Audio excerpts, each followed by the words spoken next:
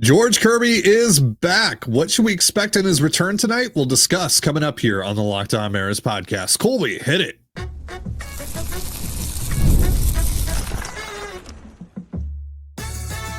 You are Locked On Mariners, your daily Seattle Mariners podcast, part of the Locked On Podcast Network, your team every day. Ahoy, sailors. It is Thursday, May 22nd, 2025. This is Tony Gonzalez and Colby Patnode for the Locked On Mariners podcast, part of the Locked On Podcast Network, your team every day. As always, if you want to hear from me and Colby even more and help support the show, you can check out our Patreon. All you have to do to check that out is click the link in the description of this episode. George Kirby is back. 4 words I could not be more happy to say right now, but what kind of workload can George handle right now? We're going to talk about that and get you set for the Mariners series in Houston. But George has returned to the rotation. Troy Taylor has been sent down to AAA Tacoma in a corresponding move. George hadn't pitched in a real game since February 26th against the A's at the start of spring training. He only threw an inning in that start and then was obviously shut down due to right shoulder inflammation. He has made 3 rehab starts over the last few weeks. His latest coming in Albuquerque, where he threw about 64 pitches. Everything pretty much checked out there. The velo was where it needed to be. The stuff, command, all that pretty much where you want to see it with him. So the Mariners have deemed him ready to finally make his season debut. And again, threw 64 pitches in Albuquerque last Friday. So I'm going to assume that means he'll land somewhere in the 70 to 80 pitch range, right? Yeah, I think Dan Wilson's already come out and said that George is going to be in that 75 to 80 pitch range before they, before they take him out. Before he runs out of ammunition, and that's right in line with typically, the first start of a season for anybody. Just so happens George's first start is in late May, whereas everybody else's first start was in late March. So. Yeah, that's right in line with what you would expect. You usually see about like a 10 to 15 pitch bump between each outing. So, the pitch count should be about 75 to 80. You probably feel pretty confident that George can get you at least 5 with that. That's not that big of an ask really for most pitchers. And for a guy like George, he might even be able to go 6 or possibly 7. With that pitch count. But there's also, the sitting down, getting up and doing that again and again. I think he maxed out at 4 innings. So, they probably won't want to push it past 5, even if the pitch count is doing pretty well. So you still have to watch George and kind of see is he laboring in the last inning? And he might only be at 64 pitches, but he had to throw 22 in the last inning. Let's not push it. In it right there. So yeah, it's not really a hard set rule. It's more of a guideline that Dan's going to follow. And, maybe he goes 83, 84 pitches if he's cruising and he has a chance to finish out an inning. But yeah, it's going to be right around that 80 pitch mark is what it sounds like. And thankfully George is pretty efficient most of the time. And we'll see how he feels, command and control wise in his first outing. I assume there will be some butterflies as well, making your season debut and working back from the injury. So velo might be up a little bit and command and control might be down a little bit until he settles in. But yeah, all in all, George Kirby's back, and it's still I don't think you're going to get quite 100% George Kirby just because, again, he's going to be limited to how many pitches he can throw. But yeah, George Kirby at 80% is better than, most pitchers at 100%. So we'll see how he looks. But yeah, it does sound like 75, 80 pitches is probably about the max that the Mariners are going to expect out of George tonight. Yeah, so Kirby went 10 full innings over the course of his rehab assignment, gave up 8 earned runs on 15 hits with 13 strikeouts and a pair of walks.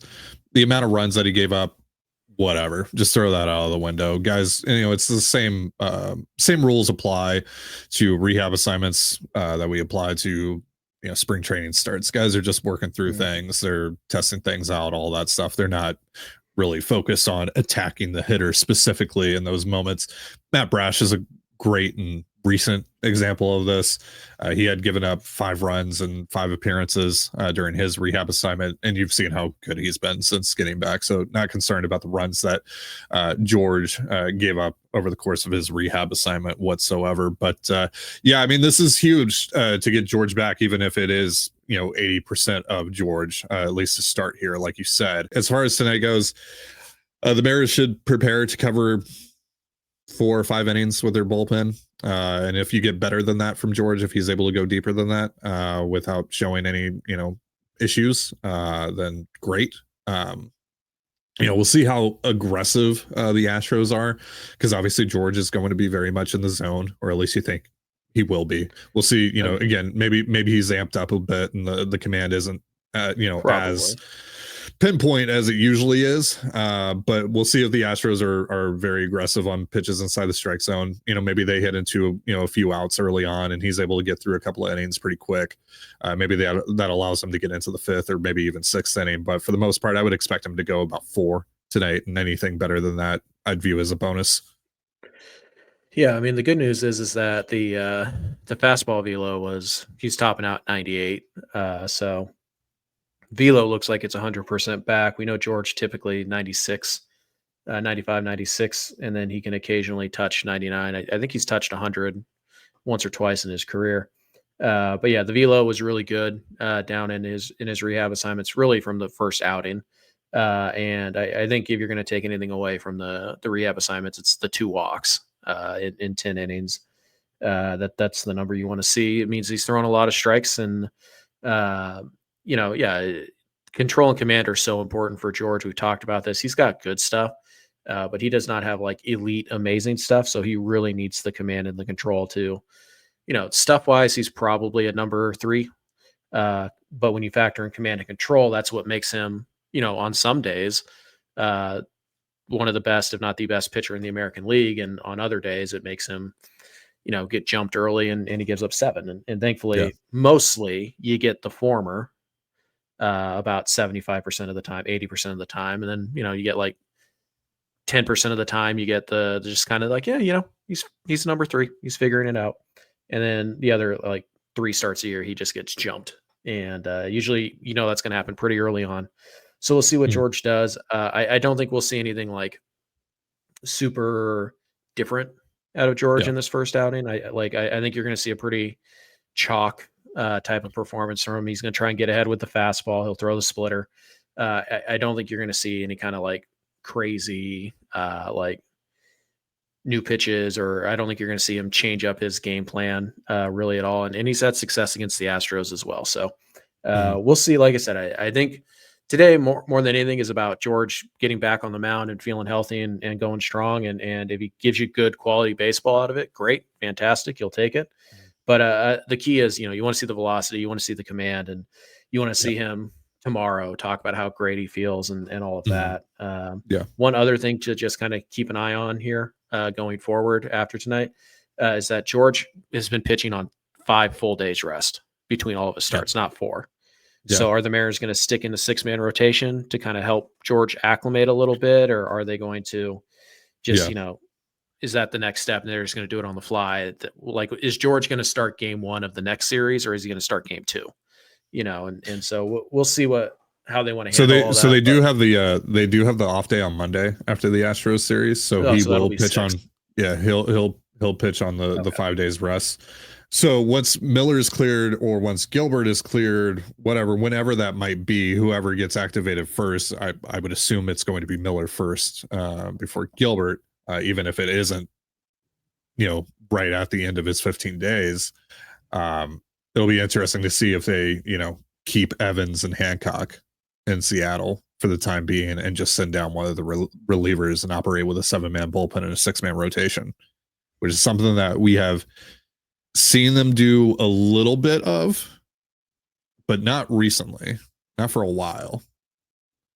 So we'll see if that's something that they employ here to kind of manage not just George, but also Bryce. All right, we are going to talk more about this Astros series and also a little bit about the lineup, if there should be a change or two made in just a moment. But first, a reminder, this episode of the Locked On Mariners podcast is brought to you by Supply House. Get the supplies you need from the site made for the skilled trades, Supply House. Whether you're in plumbing, HVAC, or electrical work, Supply House is a reliable way to order products online. Their easy-to-use website is packed with helpful resources and the latest product info to help you get the job done right. Plus, with a complete inventory of over 200,000 parts from 400 plus top brands, you'll find exactly what you need delivered fast from coast to coast. Join the Trade Master program today at supplyhouse.com/TM and start ordering plumbing, HVAC, and electrical supplies with just a few clicks. Plus, use promo code SH5 for 5% off your first order. That's supplyhouse.com.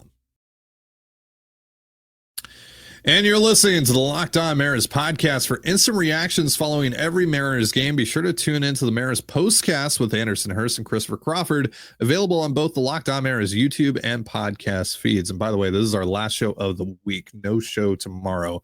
So we'll catch you guys again on Monday for Mailbag Monday. All right, so before we get back into the Astros series here, Colby, let's talk a little bit about the lineup. Do you think it's time to put Polo down a couple of spots in the lineup? Because the month of May has not been, it's been bad for him. Let's just call it for what it is. 176, 263, 275, the slash line, 62 WRC plus. Still not striking out at all, just 12.3% K rate, 8.8% walk rate, but he only has 3 extra base hits. He's clearly dealing with something. He clearly has re-aggravated the side thing or something that has kept him from hitting from the right side and playing in the field again. He's only been hitting from the left side, and we've started to see him chase a bit more. We've seen the league kind of adjust to him as well. They're not throwing him as many fastballs as they were. That's been the thing for him this year. I mean, when he's been at his best, he's been firing on those fastballs. He's been making pitchers pay for their mistakes. We just haven't seen that really at all over the course of May. So you think it's time to take him out of the 2 spot? Yes. Yeah. And so how would you realign the lineup? Literally anybody with a pulse hitting 2, except for Mastroboni, Tavares, anybody who would normally hit like 6 through 9, anybody but that. Okay. So that really leaves only us like with 3 very or 4 few guys. options. Yeah, that leaves us with very few options here. Point. So Julio at 2, Cal at 2. We saw Cal at 2 the other day. I'm a proponent of putting your best hitter second, hitting him second. Okay. Now, part of that strategy is you can't hit your worst hitter 9th, right? Kind of the whole idea of you hitting second is that your 9 hitter and your 1 hitter get on base, and so there's still traffic for when your best hitter comes up. So it is like a lineup totality change type of thing. But yeah, I think Cal or Julio second. Could also do Randy Arozarena.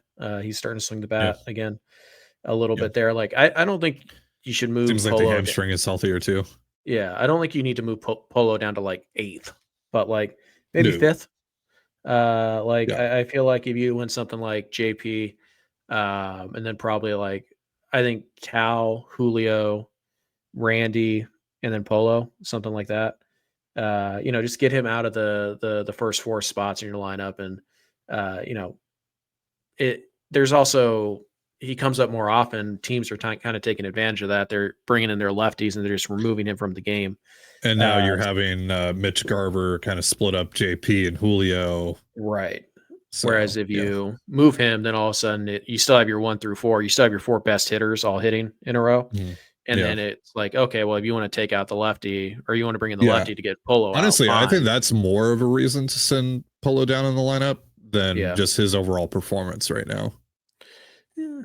I mean, the performance as well has. I mean, the performance as well has warranted him getting moved down a little bit. But just the fact that teams are playing that matchup a lot, and plus they're already naturally going to bring in the lefty, which is silly because JP Crawford is better against lefties than he is righties. But whatever, they continue to bring in lefties anyway to face JP, so they're already like they're not just bringing in a lefty to move Polo out of that spot.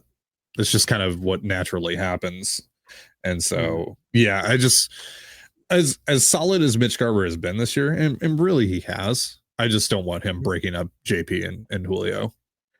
No, you want that, you should never pinch hit for your first 4 hitters. I mean, really, you shouldn't. Like, if you have a reason to pinch hit for them, they shouldn't be hitting 1 through 4, Yeah. like, or at least 1 through 3. Like, there's just no reason to do that. So I do think against a right-handed pitcher, then I do think Cal hitting second makes a lot of sense. I get left-handed Cal an at bat in the first, guaranteed at bat in the first inning.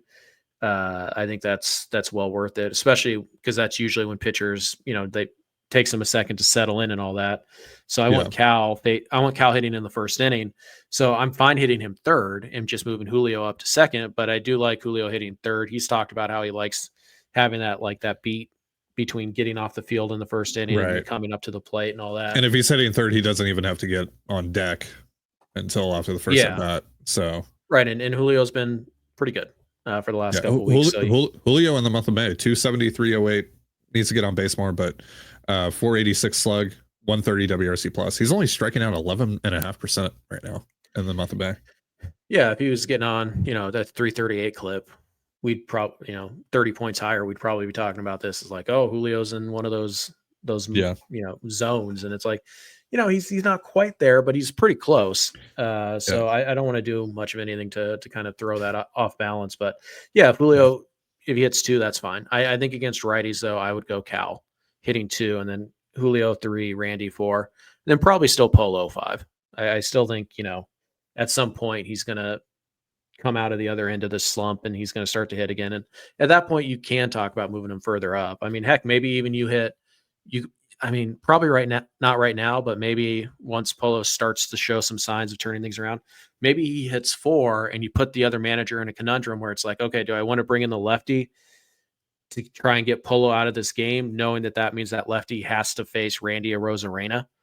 Like, so there are ways that you can maneuver this, but I just think right now it's really easy to kind of check the Mariners, put them in a precarious position by bringing in a lefty, in the 6th, and all of a sudden Garver's getting at least 2 at bats, and like you said, he's breaking up Julio and Cal and JP at the top. So I think it's time to move him down to at least 5th. Yeah, agreed. And I think that's a fine spot to put him in. I don't think I would put Rowdy over him still.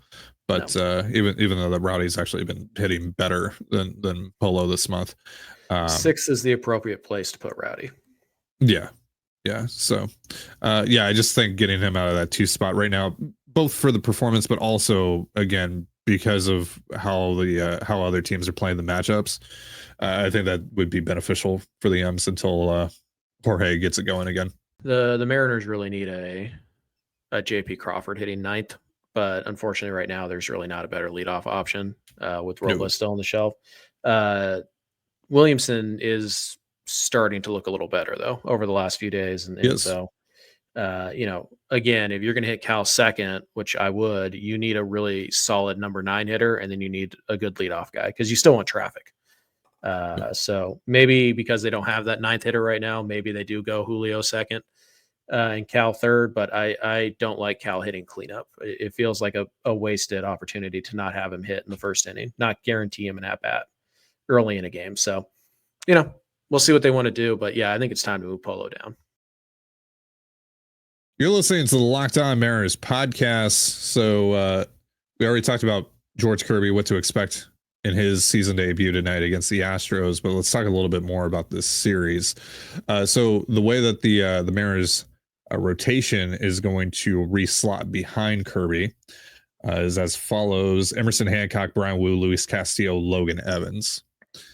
So Hancock will get the ball on Friday, Wu on Saturday, Castillo on Sunday. And they will be facing, so Kirby tonight will be facing Lance McCullers. Tomorrow it's going to be Hancock against Ryan Gusto, Wu against Framber Valdez, and then on Sunday in the finale, Castillo against Colton Gordon, because Renel Blanco had to go back to Houston earlier this week for testing on his elbow. Yikes. But the Mariners are going to avoid Hunter Brown.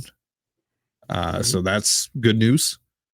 So yeah, pitching matchups actually, I mean, even with just like an 80% Kirby or whatever he's going to be, just a limited George Kirby, pitching matchups actually in the Mariners' favor on paper here. Yeah. We'll see how it goes. The other thing The other thing to keep in mind here, to keep an eye on, is what's going on with Yordan Alvarez. So he's been dealing with right hand inflammation. The last time I had seen, he was taking swings in the cage, but then said that he still just wasn't feeling right. So it's possible you're going to miss Yordan, which would obviously be huge, even though he's been off to not a great start, and he's obviously going to be coming off of an injury. But also knowing the Mariners' luck, yeah, here comes Yordan Alvarez. He's just magically fixed, and he's ready to go for this series. But Sure. yeah, we'll see. I mean, the Astros, though, you know, they're a game over 500 for a reason. Still, they've been able to survive. Jeremy Pena is having a pretty good year. Isaac Paredes is doing pretty much what we expected him to do, hitting in Houston. You know, it's still a dangerous lineup. I think Christian Walker has started to hit a bit better. He started to pick it up a little bit. Yeah, if I'm not mistaken. So it's still, you know, even without Yordan, still a lineup that you have to work through. Sure. Still, you know, still has its danger spots. It's still a good team. It's no longer a great team. I think we can agree on that. Yeah. And it's I mean, last year that was still the case. Like, yeah, I mean, it's again, they're a good team, not a great team, and now they're banged up on top of it. So yeah, I'd say you're catching Houston at the right time, but these are rivalry games. This is actually rivalry weekend. No disrespect to the Vetter Cup, but disrespect meant to the Vetter Cup. The guy's a Cubs fan. Like, why are you naming your trophy? Whatever. So yeah, this is actually rivalry week, and they're going to bring it. They're at their home stadium for 4, and you know you've handled them very well over the last 3 years. You I think you've won the season series the last 3 years. Like so, now unfortunately they got you in the one series that actually mattered in the last 3 years. So but yeah, this is still the dragon you're trying to slay, and while they're limited right now, they're still dangerous. And again, they're going to bring it, and hopefully the Mariners come with more energy and they play with more fire than they did the last 3 games. Shouldn't be hard to find that energy. Again, the ballpark's probably going to be packed. It's Memorial Day weekend. And it's a rivalry. You have an opportunity to go down there, and if you win the series, amazing. But even against a team that's not quite operating at 100%, you're a road team in a 4-game set. The goal is to split. Sure. But if you can win the series or maybe even find a sweep somehow, you're in incredible position. Definitely not going to say you've buried them, because you'd only have a 7.5 game lead around June 1st. And the Mariners, as we know, famously have never burned a bigger lead than that. So yeah, but you do have a good opportunity here. You have the pitching matchups on paper in your advantage, and we know how much the advantage of the pitching matchup has played into the Mariners' success this season. It hasn't. So the number of times we've looked at them, been like, oh, they actually don't have the pitching advantage tonight, and they win that game. So we'll see if it matters or not. I mean, the Padres series is a great example of that. Yeah. So we'll see if it matters or not. But you are, this is kind of rivalry weekend, and these are two clubs that are, I think, honestly going to be battling each other all year for supremacy in the American League West. And you do want to get off to a good start. You won the first series against them, and tiebreakers are going to be something I bring up here. You do want to get to 7 wins before they do. You're at 2 right now. So, you have an opportunity to just kind of keep them down right now, kind of push them further away and buy yourself a little bit of time. And like we've talked about all season, with all these injuries, like, just find a way to keep stacking these wins on top of each other, because eventually you're going to have another 1-5 homes. Like, that's going to happen at some point. And it almost, by the way, underrated part of this, road trip so far, you've gone 5-1 on the road trip. You eliminated what happened on the homestand now. So you're back. Now you're just kind of hoping to build ground here. Mm-hmm. So yeah, I mean, we'll see what happens this weekend, but yeah, I expect Houston to play well. I don't think you're going to walk in there and just dominate for 4 games and get out of there. Yeah, I think if you split, that's a really good result, because that means you've gone 7-3 on the road trip, and you've 10 games in 10 days, and you get to go back home with a day off and play a couple teams that aren't playoff contenders, and we know sometimes that doesn't matter. because it's baseball. Twins have been one of the hottest teams in baseball. So yeah, I'm sorry, the Twins. The Nationals, not so much, but they still have talent. But it'd be nice to get back home, get an off day at home as well. So I think, obviously you're hoping for a series win here. You're hoping for a sweep even, of course. Mhm. But if you find a way to split this series, just get back to T-Mobile Park after a 7-3 road trip. I think you have to be ecstatic about how that went overall. For sure. But they do have an opportunity to win this series based on the pitching matchups, definitely. Yeah, another guy to keep an eye on in the Astros lineup is Jake Myers. He was obviously a problem for them in the first series that the Mariners played against the Astros back in early April. In the month of May, Myers is slashing 375, 452, 594. That's a 201 WRC plus. He is striking out just 8.1% of the time while walking 12.2% of the time. And on top of that, he plays really good center field defense. Oh, he's going to rob somebody of a double in this series, probably with the bases juice too, or something like that. Like, he's annoying. He's so annoying. Yeah. But, he's a good player. Good player. Yeah. And unlike Chas McCormick, he's never tried to snap Ty France's elbow. That's true. So yeah, Chas McCormick's career has kind of gone since that moment. Coincidence? I think not. Cue the Chas McCormick series that's about to happen this weekend. We just said that. You never know in that Mickey Mouse ballpark. So yeah. That's the other thing too, is you'd love to win this series and all that, but it's somebody's gonna hit one of those BS homers into the Crawford boxes and it's just that ballpark and all that. But again, you played well there the last couple of years. So I think, the interesting kind of turn here is that the Mariners very clearly don't fear the Astros. They're the mystique of oh, we're playing the Astros. That's such a tough, that's gone. That's absolutely gone. The Mariners have eroded that away over the last 3 years. So again, we'll see. I certainly am not going to. It's just unfortunately you're still kind of little brother right now because of that. Yeah, series. Absolutely you are. You're kind of on that growth spurt and you're getting really close to beating them, but still can't quite win that one-on-one. But it's the gap has never been shorter, and I still think the Mariners are more talented than Houston this year. I think they were more talented than Houston last year. But at the end of the day, at the end of the marathon, you still lost. But I expect them to play hard, and I expect this to be a really hard fought and well played series between two quality teams. All right, that's going to do it for our show. Thank you so much for joining us here on the Locked On Mariners podcast. Again, we'll be back on Monday. No show tomorrow. For Colby Patnode, I'm Titan Gonzalez. Be sure to give us a follow on Twitter at LO_Mariners. You can follow me at Titan Gonzalez and Colby at CPAT11. That's CPAT11. We're also on Blue Sky. You can follow me at TDG, Colby at MLB Colby, and the show at Locked On Mariners. You can also find us on Instagram and TikTok at Locked On Mariners. Have yourself a beautiful baseball day, and we'll see you next time. Peace.